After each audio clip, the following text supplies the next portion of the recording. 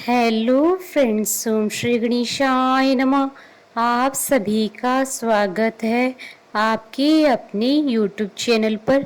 Friends, आज हम आपको इस वीडियो में बताने जा रहे हैं भाद्रपद मास की संकष्टी चतुर्थी की पौराणिक व्रत कथा, पूजा विधि, शुभ मुहूर्त, चंद्रोदय का समय, महत्व और संकष्टी चतुर्थी पर भगवान गणेश जी को प्रसन्न करने के लिए किए जाने वाले उपायों के बारे में। फ्रेंड्स, वीडियो शुरू करने से पहले आपसे रिक्वेस्ट है, अगर आप हमारे चैनल पर नए हैं और आपने अभी तक चैनल को सब्सक्राइब नहीं किया है तो प्लीज़ सब्सक्राइब कीजिएगा चैनल को, साथ ही प्रेस कीजिएगा बेल आइकन को ताकि नए वीडियो से रिलेटेड नोटिफिकेशन आपको तुरंत प्राप्त हो सके। और वीडियो पसंद आने पर वीडियो को लाइक और शेयर ज़रूर कीजिएगा ताकि सभी भक्तों को इस वीडियो का लाभ प्राप्त हो सके। और कमेंट बॉक्स में ओम श्री गणेशाय नमः जरूर लिखिएगा।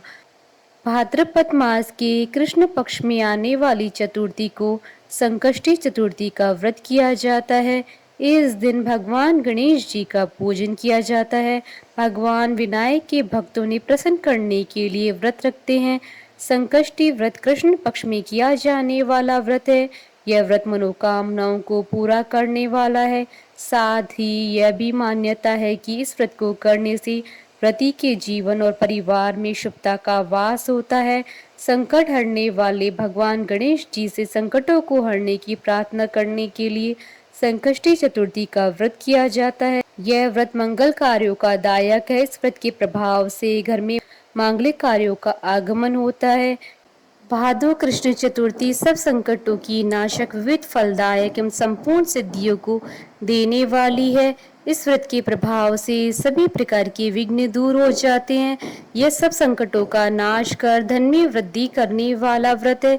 इस दिन एक दंत गणेश जी की पूजा की जाती है। इस दिन कई शुभ योग भी बन रहे हैं। संकष्टी चतुर्थी पर गणेश जी की पूजा घर में सुख, शांति और समृद्धि लाती है। वहीं कई प्रकार के संकटों को दूर करने में मदद करती है। सूर्योदय से प्रारंभ होने वाला यह व्रत शाम को चंद्र दर्शन के बाद ही समाप्त होता है। साल में संकष्टी चतुर्थी के 13 व्रत किए जाते हैं।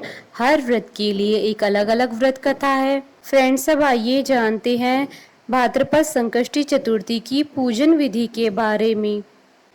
प्रातः काल उठकर नित्य कर्म से निवृत्त हो स्नान कर शुद्ध और स्वच्छ वस्त्र धारण करें। इस दिन लाल वस्त्र धारण करना बेहद शुभ माना जाता है।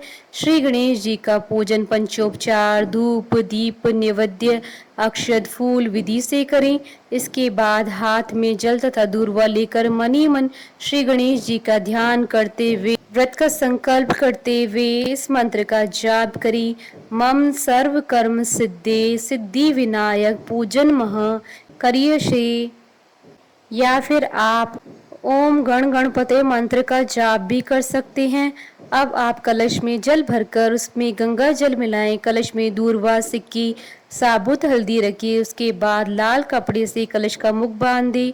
कलश पर गणेश जी की प्रतिमा स्थापित करें।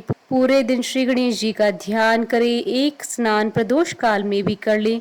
स्नान के बाद श्री गणेश जी के सामने सभी पूजन सामग्री लेकर बैठ जाएं। विधि विधान से गणेश जी का पूजन करें। वस्त्र अर्पित करें। नैवेद्य के रूप में मोदक अर्पित करें। चंद्रमा के उदय होने पर चंद्रमा की पूजा कर अर्घ्य अर्पण करें। उसके बाद गणेश चतुर्थी की कथा सुने अथवा पढ़ें। तत्पश्चात गणेश जी की आरती करें। भोजन के रूप में केवल मोदक ही ग्रहण करें। फ्रेंड्स, अब आइए जानते हैं संकष्टी चतुर्थी पर भगवान गणेश जी को प्रसन्न करने के लिए किए जाने वाले उपायों के बारे में। संकष्टी चतुर्थी के दिन भगवान गणेश जी की पूजा करें और गणेश जी के सामने दीपक जलाएं। ध्यान रखें कि दीपक शुद्ध घी का ही जलाएं। ऐसा करने वाले की सभी मनोकामनाएं पूर्ण होती है। साथ ही साबुत हल्दी की गांठ गणपति महाराज को चढ़ाएं, जिससे जीवन की सभी परेशानियों का नाश होता है। मोदक गणेश जी को बेहद प्रिय होते हैं, इसलिए संकष्टी चतुर्थी के दिन भगवान गणेश जी को मोदक जरूर चढ़ाने चाहिए। ऐसा करने से आपके जीवन में सुख समृद्धि आती है। सिंदूर की लाली गणेश जी को बहुत पसंद है, इसलिए गणेश जी को सिंदूर का तिलक लगाएं। इससे आपको गणेश जी की कृपा प्राप्त होगी। गणेश जी को सिंदूर चढ़ाते समय ओम गण गणपते नमो मंत्र का जाप करें। फ्रेंड्स, अब आइए जानते हैं भाद्रपद मास की संकष्टी चतुर्थी की शुभ मुहूर्त के बारे में। हिंदू पंचांग के अनुसार इस बार भाद्रपद मास की संकष्टी चतुर्थी 15 अगस्त 2022 सोमवार के दिन है। भाद्रपद कृष्ण चतुर्थी तिथि प्रारंभ होगी 14 अगस्त 2022 को रात्रि 10:35 पर और भाद्रपद कृष्ण चतुर्थी तिथि का समापन होगा 15 अगस्त 2022 को रात्रि 9:01 पर और चंद्रोदय का समय रहेगा 15 अगस्त 2022 को रात्रि 8:47 से रात्रि 9:33 तक। फ्रेंड्स, अब आइए प्रारंभ करें भाद्रपद संकष्टी गणेश चतुर्थी व्रत कथा। राजा नल की कथा आरंभ करी। पार्वती जी ने गणेश जी से पूछा कि हे पुत्र, भादो कृष्ण चतुर्थी को संकट नाशक चतुर्थी कहा गया है, अतः उस दिन का व्रत किस प्रकार किया जाता है, मुझसे समझा कर कहिए। गणेश जी ने कहा, हे माता, भादो कृष्ण चतुर्थी सब संकटों की नाशक, विविध फलदायक एवं संपूर्ण सिद्धियों को देने वाली है। पूर्व वर्णित विधि से ही पूजा करनी चाहिए। हे पार्वती, इस व्रत में आहार संबंधी कुछ विशेषताएं हैं, उन्हें मैं बतला रहा हूँ। श्री कृष्ण जी कहते हैं कि हे युधिष्ठिर पुत्र की ऐसी बात सुनकर पार्वती जी ने उनसे पूछा कि आहार एवं पूजन में क्या विशेषता है, उसे कहिए। गणेश जी ने कहा कि गुरु द्वारा वर्णित प्रणाली से इस दिन भक्ति भाव से पूजन करिए। चतुर्थी के दिन प्रातः नित्य कर्म से निवृत्त हो व्रत का संकल्प लें। तत्पश्चात रात्रि में पूजन और कथा श्रवण करें। पूर्व काल में नल नामक एक पुण्यात्मा और यशस्वी राजा हुए। उनकी रूपशालिनी रानी दमयंती नाम से प्रसिद्ध थी। एक बार उन्हें शापग्रस्त होकर राज्यच्युत होना पड़ा और रानी के वियोग में कष्ट सहना पड़ा। तब उनकी रानी दमयंती ने इस सर्वोत्तम व्रत को किया था। पार्वती जी ने पूछा कि हे पुत्र, दमयंती ने किस विधि से इस व्रत को किया था और किस प्रकार व्रत के प्रभाव से 3 महीने के अंदर ही उन्हें अपने पति से मिलाने का संयोग प्राप्त हुआ, इन सब बातों को आप बतलाइए।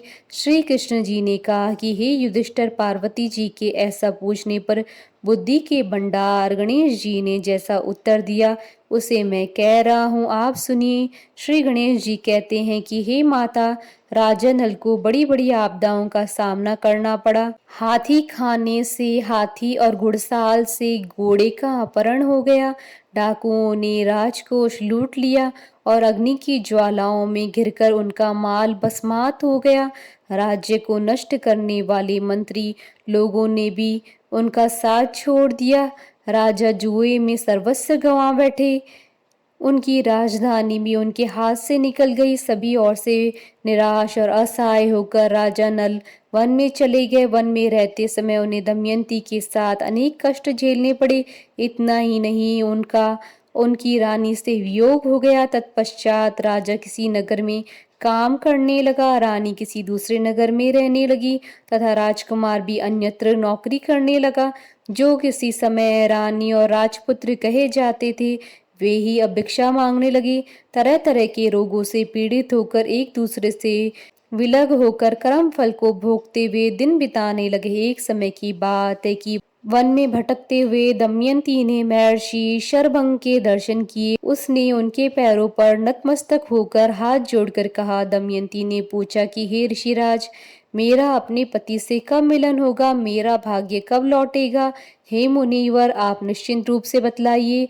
श्री कृष्ण जी कहते हैं कि दमयंती का यह उत्तम प्रश्न सुनकर शरभंग मुनि ने कहा कि हे दमयंती, मैं तुम्हारे कल्याण की बात बता रहा हूँ, सुनो। इससे घोर संकट का नाश होता है। यह सब कामनाएं पूर्ण करने वाला एक शुभदायक है। भादो मास की कृष्ण चतुर्थी संकट नाशन कही गई है। इस दिन नर नारियों को एक दंत गजानन जी की पूजा करनी चाहिए। विधि पूर्वक व्रत एवं पूजन करने से ही हे रानी, तुम्हारी समस्त इच्छाएं पूर्ण होंगी। 7 महीने के अंदर ही तुम्हारा पति से मिलन होगा, यह बात मैं निश्चय पूर्वक कहता हूँ। गणेश जी कहते हैं कि शरभंग मुनि का ऐसा आदेश पाकर दमयंती ने भादों की संकट नाशनी चतुर्थी का व्रत प्रारंभ किया और तभी से बराबर प्रतिमास गणेश जी का पूजन करने लगी। 7 ही महीने में ही हे राजन, इस उत्तम व्रत को करने से उसे पति, राज्य, पुत्र और पूर्वकालीन वैभव आदि की प्राप्ति हुई। श्री कृष्ण जी कहते हैं, हे प्रथापुत्र युधिष्ठिर, इसी प्रकार इस व्रत को करने से आपको भी राज्य की प्राप्ति होगी और आपके सभी शत्रुओं का नाश होगा। यह निश्चय है। हे राजन, इस प्रकार मैंने सभी व्रतों में उत्तम व्रत का वर्णन किया। यह व्रत सब कष्टों का नाश करता व आपके भाग्य की वृद्धि करेगा। बोलिए भगवान श्री गणेश जी की जय। हमारे साथ इस वीडियो में अंत तक बने रहने के लिए आपका धन्यवाद। ओम श्री गणेशाय नमः।